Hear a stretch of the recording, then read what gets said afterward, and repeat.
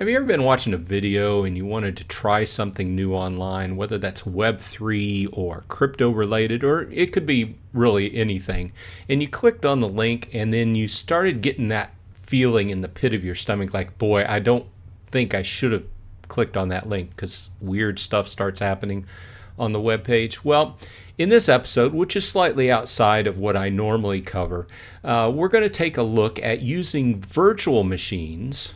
I know it's a techie subject, but I'm going to keep it low level, and I think most people can get a virtual machine up and running and use it for activities online where you may not necessarily feel 100% secure to the websites you're trying out. So if this sounds interesting to you, please stand by.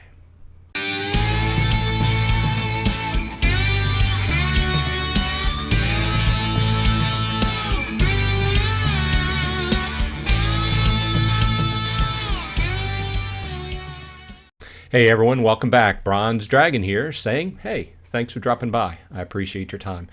Right off the bat, this topic falls outside of my normal Web3 gaming type topics. However, I think it dovetails in very nicely because a lot of these things that we do online, most of these Web3 websites are secure enough, but some of the stuff, if you're dabbling in crypto and other things that a lot of us like to do, sometimes it gets a little bit sketchy, right? So first of all, I want to stop and say, hey, if you enjoy slightly techie articles from time to time, let me know in the show comments, and I can start doing a few more of these. But and of course, if you like these types of videos, please like and subscribe because I appreciate it. Okay, so on with this. So let me give you a setup here. What happened? Okay, so I've been watching videos lately, and they're from a couple people I subscribe to. KGM Jam and Gathering the Magic have been covering Faucet Crypto. Okay, so this episode is not necessarily about Faucet Crypto, but it's about something that evolved when I was exploring Faucet Crypto. Okay, so basically, I've been watching videos, and Faucet Crypto. Let me say up and right up front that this is a secure website, and I have no reason to believe that the main website itself is not secure. Okay. But right off the bat, I was exploring it because I saw them covering it. You know, this is a way to make crypto, make money online. And basically, there's a few different ones like this. And basically, you click on ads, you go to different websites. They make their money by forcing traffic through other people's websites, showing you advertisements, taking surveys and things like this. So I opened it up and I got logged in. You can log in with your Google account or create a separate account, what have you. And then you start up with basically the first thing that's available is clicking on advertisements. And as soon as I scrolled down, I started seeing some URLs that I did not feel secure about. Okay. And it's not that I have a whole lot on my main PC. It's a gaming rig. I don't really use it to pay bills and stuff like that. But you should really consider where you're going to on websites, especially on computers that they're like your all-in-one computer. That's your only computer. You're doing a lot. You have personal information, etc. You should really consider that. So anyway, I stopped at that point. And I said, well, I've got to introduce some more security in between me and what's going to happen when I'm exploring Faucet Crypto. Okay, now right off the bat, I want to say I am not a virtual machine pro. Okay, I do use virtual machines for my job on a daily basis, and I do use them in the past for personal projects and things. And I have used VMware, and I've used now I'm using Hyper-V because we'll get into that, but. And there's a number of other ones you can use, but the whole idea of a virtual machine is they can be used for a lot of different things. But in my case, I'm going to use it to create a sandbox type atmosphere for going to websites. Now, what is a sandbox? If you don't know, that is in a virtual machine. First of all, let's look at the definition. Okay, a virtual machine is a software-based computer that runs inside another computer's operating system. So I'm running that window that you just saw. I'll pop back open here. If you look at the top, you can see that it is actually a VM, and it is not my main computer. It's running on my main computer. It's using resources, part of the hard drive, and it's using part of the memory from my computer, but it's its own computer in and of itself, and it is not connected wholly to my main PC. Okay. Now, is this 100% safety? No, because there are things that can go wrong. But for testing out websites, this is a way to really introduce a good deal of security. Because if something happened in this VM, and say for instance, one of the links took me to a website that introduced some malware or something like that, all I would have to do is revert my VM. It completely wipes it back to where I was in step one, and I could start over, and I could approach it differently, etc. So now, with that said, I understand it's a slightly techie subject. However, I think that just about anybody can go ahead and get a VM up and running, provided a few things. Okay. Now, right up front, you're going to have a computer that has a little bit of extra resources to use for the VM, because you're making a whole separate computer here. Okay. You're not going to be able to make a virtual machine on a computer that has low memory. Say, for instance, I would say I would not create a virtual machine on a computer with less than 16 gigs of RAM. Okay. And you're going to need to have a certain portion of your hard drive. So you're going to have at least 40 to 60 gigs to allocate to that partition for the VM as well. So provided you have a decent, I don't even say nice, my gaming rig is 4 or 5 years old at this point. So I do have the extra space. I do have the extra memory. Okay. And right up front, I'm using about 4 gigs of RAM for my VM and about 40 gigs. Okay. I am using Hyper-V, which is a Microsoft product. I know that some people prefer VMware and some of the other products, but I mainly just jumped in and used this because it was available to me. Because if you have Windows 10, Windows 11 Pro installed on your computer, you've already got it there. You just have to activate it, right?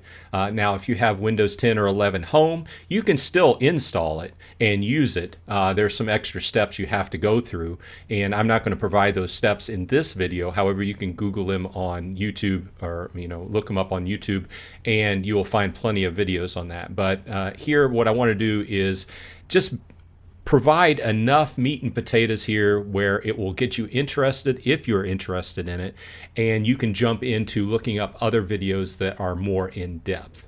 Okay, so let's start off with, like I said, how do you check to see what version of Windows you're using? If you click on, right click on the Windows, I'm on Windows 11, but if you right click on the Windows, in Windows 10, it would be down in the left corner. And you go down and you look at System. And I'll drag my system window over here.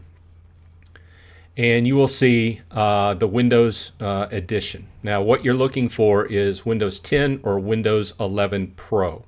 And like I said, if you do have the Pro version, which this is one of those things where people may ask when you go to install Windows in a computer, hey, what's the difference between Home and Pro? This is one of the differences, right? It comes installed with Hyper-V virtualization software. Now, right off the bat, I'm going to say that not all computers are compatible for running virtual machines. If you're running a very low-end computer, there are chances that it might not be compatible. But if you're running a gaming rig or a higher-end, relatively newer computer within the last 10 years, 5 to 8 years, there's a good chance that it's going to be compatible and ready to run it. Now, I'm going to, as always, put the link to this article in the show notes in case you want to reference it. Now, so basically, you're just going to open up Windows key plus R, and you're going to put this MS Info 32 in and run that. And what it's going to do is it's going to open up a box of basically all the information about your computer. Okay, you're going to scroll down and you're going to look for a line that says Hyper-V requirements line, and then if it says yes, then you're good to go. Okay. And like I said earlier, if you choose to use VMware, there's a free product you can download for that as well. Workstation is a very good product, but there's a different set of requirements, and they work with different chipsets, so it will vary. So you do have to check on that. But in a lot of cases, I've found that if it works with one, with Hyper-V, it'll work with the other as well, and also Proxmox and a few others. So Once you've found out if your system meets the requirements, is compatible, then what you're going to do is move on to step 2. Okay, and this it's slightly different in Windows 10, but it's mostly the same, and you're probably going to be able to get by with these instructions as well. So what you're going to do is, once again, you are going to click Windows key plus R, and this brings up your little run window, and you are going to type appwiz.cpl, and I've already done it, as you can see. Now, don't worry about writing this down or anything. I will leave this link, and you'll be able to check this out in the show notes.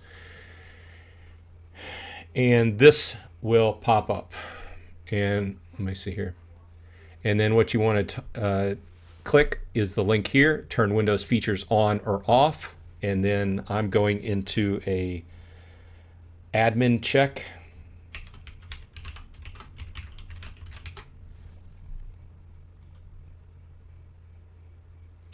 Okay, now what that was is, I don't know, this is kind of veering off topic a little bit, but it's a security measure. It's another security measure that I follow, is for your main usage on your computer, you really should not be using your admin account on a daily basis. Okay, you should have your admin account set up for installing drivers, doing updates, doing program installs for the most part. But then you should be running a local account, and this introduces another level of security in case you're somewhere and something starts to try to install on you that you don't want to install. It's going to stop and it's going to check for an admin password. At that point in time, you know that something fishy is up, and you're not going to go ahead and put that password in. Either way, I'm in my local account. I do most of my daily business in my local account, but I had to stop and put my admin password in to be able to open up these Windows features to be able to change settings. So that's kind of a different topic, and if you want to hear more about that, let me know in the comments, but it's a different security thing that you should be using if you're using a Windows computer. Either way, like I said, these instructions will be right here. What you're looking for is this line item here that says Hyper-V, and you're going to click on that to go ahead and activate it. So basically put, if you have Windows 10 or Windows 11 Pro, you have Hyper-V, it's just not activated and you don't see it because a vast majority of people probably don't use this feature, okay? So this is the way to turn it on. So you go ahead and click OK. And then what you're going to do is you're going to restart your computer to go ahead and get that to come back up. Now, the next step is going to be configure Hyper-V settings. Now, once your computer reboots, okay, now you are going to, referencing back to what I said, as you have to consider whether you're in a admin account or a local account. Starting off, getting Hyper-V up and running, or for that matter, any of the other virtualization products that I know of, you're going to have to be in an admin account to get that up and running. Okay. Now, I ran into an issue because what I wanted to do is I wanted to install the VM and I wanted to be able to use it on my local account. However, you cannot necessarily do that because, like I said, you need admin privileges to be able to install it, configure the VMs, and get up and running. Okay. Now, stay tuned here in a little bit. I will tell you what the solution here is, but let's cover this first. So what's going to happen is, let me go ahead and open up Hyper-V Manager, which I have it open here. It shows you a picture, right? It's basically the same thing that's right here. This, basically in layman's terms, is the program in which you are going to make up a new computer to use as a VM, okay? And the whole process that you go through to set up this VM, it only takes a few minutes, right? I don't want to make it seem overly complicated, but when you do that, you're going to choose what operating system it's running, whether it's running Windows, if you have an extra license for Windows around, or in my case, it's running a distribution of Linux, which is free, which I encourage you to go ahead and if you want to play around with this, get it up and running, use one of the Linux distributions. They're free to download. And they've come a long way over the last 5 or 10 years, right? You can even game on them now. They have NVIDIA and drivers for graphics cards. I'm getting out of my topic, but When you set up your VM, you're going to allocate how much RAM you want it to use. You're going to allocate how much hard drive space you want it to use. And keep in mind, this is going to take that away from normally what your PC is using. So keep that in mind, and you want to give the VM enough resources to operate and do what you want it to do, at very least the minimal that operating system calls for, but not too much that it's going to affect the overall usage of your computer on a daily basis, right? So you have to take that into account. Okay, so that is the Hyper-V Manager. Now we can click in and we can take a look, and we can see that this is my VM that I built this morning, and it is running because you saw the window open previously, and it is running the Linux distribution Mint. So that's why I named it VM1 Mint. Okay, and I'm not going to dig in. Let's see here. Let's go ahead. You can click on this, and all your settings are right here. Now think about this as like a normal computer. You can turn it off. You can just shut it down. You can save it. You can pause it. You can click this to connect to it. You can click this, the settings, to change the settings on it. If I click here, I can go in here and I can select different things, like how I want it to boot up, how much memory. You can see that my VM has 4 gigs of memory allocated to it. You can see that I allocated 2 processor cores to it. And how much hard drive space that I allocated, just 40, I believe. Now, a Windows is generally going to take a little bit more than what a Linux distribution is, but I'm not going to dive into that. Now, the first thing you're going to want to do after you have Hyper-V activated on your Windows and you've rebooted is you're going to want to get a copy of whatever operating system you want to run. Okay. In this case, you can look up Linux. I looked up Linux Mint. There's going to be, a lot of different distributions. You can look through the most popular ones. In this case, Mint is a very popular one, and I just downloaded the newest edition of Cinnamon. They have all kinds of weird names, but it comes with basically everything you need in an operating system. It comes. Let's go ahead and look at the features. This isn't an advertisement for Linux, but it comes with word processor. It comes with all your different tools, spreadsheets. It comes with, we can take a look further into it, but it has a very Windows look to it. And it has, like I said earlier, you can even download graphics drivers and things of this nature for it. So it's come a long way. Either way, what you're looking for is an ISO image of whatever operating system you're going to run. In this case, you can see here that once you click on, well, I'm still on the features page, but if you go to the download page, they actually include instructions as well. But if you go to the download page, it'll tell you all the information about the download, and then you can go down here, and all these mirrors, depending upon where you're at in the world, you can find a different mirror and do your download. They also include the instructions on how to verify to make sure that you have not you haven't received a malicious copy of, or a maliciously modified copy of the distribution. But that's a different topic. But either way, you can download the ISO. Windows, if you're going with Windows and you have an extra copy, you have extra license for that, then you can also download those off of the Microsoft Windows download, Windows 11, Windows 10, what have you. So now, after you get your ISO and you know exactly where it's at, like in your downloads folder or whatever, then what you're going to do is you're going to come over here and you're going to click on the New button and click New Virtual Machine. Okay. And then you can just read through this, click Next.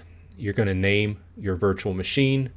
Let's go ahead and say VM2 Mint, because I'm going to use the same operating system. Then we're going to click Next. Now on this, there's lots of different things you can use a VM for. In the case that you're going to use the VM to run an older operating system, like if you're testing a piece of software out with like Windows 7, something older, then you would click on Generation 1. If it's a newer operating system, like we just downloaded the newest generation of this, you're going to click on Generation 2. So there's a lot more to this, but I'm not going to dig in. If it's an older operating system, you're going to go with Gen 1. If it's a newer, go with Gen 2. Click on next. Now, assign memory. This is where we talked about how much you're going to allocate, how much memory RAM you're going to allocate to your virtual machine. And this is where you have to take into account how much you actually have in your system. If you're going to run a local VM, like I said at the top of this discussion, you're going to need at least 16 gigs of RAM. Because here, take this into account. You're going to probably put, this is 4096, which is 4 gigs of RAM, okay? And for most intents and purposes, you're going to want to have at least that to run a VM. Anything lower than that, you're going to run into issues of it's going to run chunkily and it's not going to run well. And in a lot of cases, this is going to be the minimum to run an operating system. So I would consider to at least put 4 gigs of RAM in there. Now, with that said, if you only have 16 gigs of RAM in your system and you use 4 of it for your virtual machine, then you're only allocating 12 left for everything else you're going to do with the machine, right? So there's an argument to having extra RAM in a computer that you want to run a virtual machine, but it's not necessarily a stumbling block all the time, because that's only used whenever you have the VM on. You can turn it off and then it's not using that memory, right? Okay, so we're going to use 4 gigs of RAM. And then on this configure networking, now if you want to keep the VM completely sandboxed, in other words, that it's not going to have a connection to the internet or anything like that, then you would leave this not connected. Now there's different testing things that you would need to do, software development, different things where you would want that. But in this case, I wanted to run open up websites. So you're going to need to click on this and open default switch. Okay. Then click next. That gives it a connection to the internet. Now, the next, connect virtual hard disk. This is where you decide how much of your hard drive you're going to give this virtual machine. And each distribution, each ISO requires a different installation amount. This particular installation requires at least 40 gigs, and I know that I don't necessarily need any more than that, okay? Because I'm not going to be throwing a bunch of files on here. I just went with the minimum. So I would set this at 40 for Mint. Let me go back, delete, and go with 40. Windows, it's going to be a little bit more. Windows, if you're installing Windows 11, 10 or 11, you're going to need at least 64 gigs. 11 is 64 gigs. 10 might be a little bit less, but you're going to need a little bit more. And you don't want to cut it too thin there. But remember, you have to look at what's on your hard drive, and it's going to take a piece of that hard drive away and allocate it to that VM, right? So, and it's going to tell you exactly where it's going to stick those files. See under the program data. Okay, so once you get to this line, what you're going to do is browse and locate where you did the where you downloaded the ISO file to, the folder. In a lot of cases, it will just be your downloads folder. And you can see here that I tried it with Windows 11, and I also tried it with Linux Mint, decided to go with the Linux Mint. And we're going ahead and open, and you can see that it populates exactly where that's at. You go to next, and it provides a summary here, and it tells you exactly, basically what you chose to, how you chose to create the VMs. And we'll click finish, and it will go ahead and create everything. And you can see that now I have a second VM here created, but it's off. Now, at this point in time, it's created, but it doesn't have an operating system installed. So if you're familiar with how to install an operating system on a gaming rig or something like that you've built in the past, it's much the same, just in a virtual format. You need to go ahead and install that operating system. On a regular PC, you would use a flash drive, or we used to use CD, DVD drives. Now, what you're going to do is go into settings. We'll click on this, and we will go into settings right here. And this basically lets you know a number of different things, but the main thing we're concerned with here is under the firmware, you want to make sure that the DVD drive is the first thing in the list, because like we used to boot to DVD or boot to flash drive to install the operating system, that's what we're going to do here. Okay, so we made sure that. Everything else, also turn off enable secure boot for most cases. I everybody's a little bit different depending upon how many cores your processor has. I reduced this to 2. My processor has 10 cores, and my first VM takes up 2 cores, and I just don't want to take up too many cores. My main PC won't be doing what it's supposed to do because it'll have a lack of resources. Either way, if you're just going to build a VM to surf the web, I think 2 physical cores, virtual processors, is enough for that. So I would set that at 2, and then click apply and click OK. Now we are set up and ready to go. Like I said, this can get more in depth, but I'm just trying to keep this straight up easy, or as easy as possible. So like I said, the next step is we're going to install the operating system. Now with that said, what you're going to do is you're going to double click on this to start it up, right? But we're going to have to be ready to hit a button on your keyboard to stop it, to notify the virtual machine that you want to boot to the CD drive. So let's go ahead and double click, and this opens this window, and then it makes you aware that the VM2 is turned off. To start the virtual machine, click start, and then I click my space button, and it gives you the window, and it asks you basically what you want to do. Okay, so you're booting into Grub. So what you're going to want to do is just go ahead and click that first line, Start Linux Mint, which is what we want to install, right? Okay, after a few minutes, what'll happen is you'll get to this screen, right? And what you basically want to do is just double-click Install Linux Mint. Of course, the more resources you have to allocate to your VM, the faster it's going to run, the faster it's going to install, faster everything is going to go on within the VM. And a lot of that comes down to what you're going to do in the VM. If you're going to test a program, you're going to do some development, what you might plan to do might require a lot more resources. With me, I just want to run a browser. So that's why I stayed with minimal resources. So here it's just going to ask you a few questions. Let's go with English, English US. They have a ton of different English versions. And this one, multimedia, if you want to play back videos from different websites, this will install the codecs for that.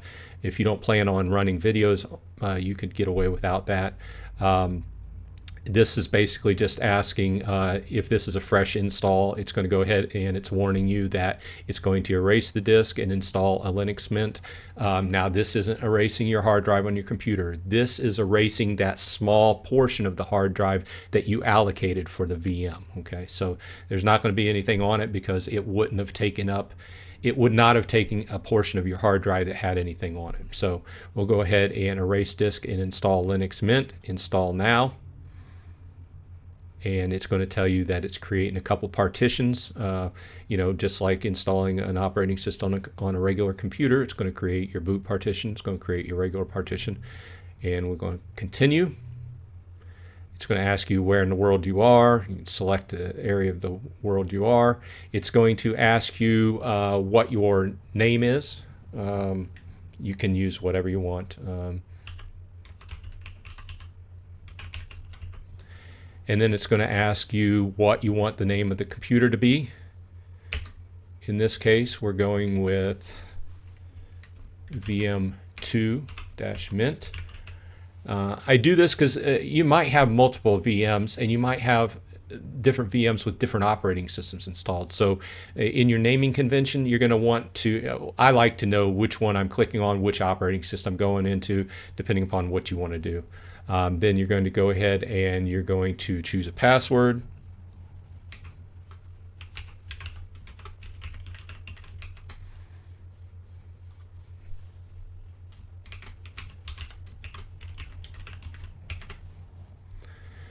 Okay, and then you're just going to continue. And now it's going to go ahead and install the operating system. Okay, about 10 minutes later or so, obviously the more resources you have to use, the faster it's going to install, but it took about 10 minutes with the setup I had. It's going to come to, hey, installation is complete. You can continue testing, or at this point you just want to restart. So you're just going to click restart now, and it's going to, just like a regular computer, when you install operating system, it's going to be rebooting and it's going to come back up. Now what you're going to want to do at this point is you're going to want to go out, first of all, make sure the virtual machine is shut down, and then you're going to want to go into firmware, and you're going to want to bring the hard drive up to the top and apply and click OK. And what that's going to do is it's going to say, hey, we want this to boot off the boot partition in the hard drive instead of the ISO, which just installed the operating system. Okay, as mentioned at the beginning of the video, if you're going to run a virtualization software as a local user, there's something else you need to do. You have to give your local user account specific permissions to do that. So in this case, let's go ahead and go down to the Windows icon and go under Computer Management and open that window up.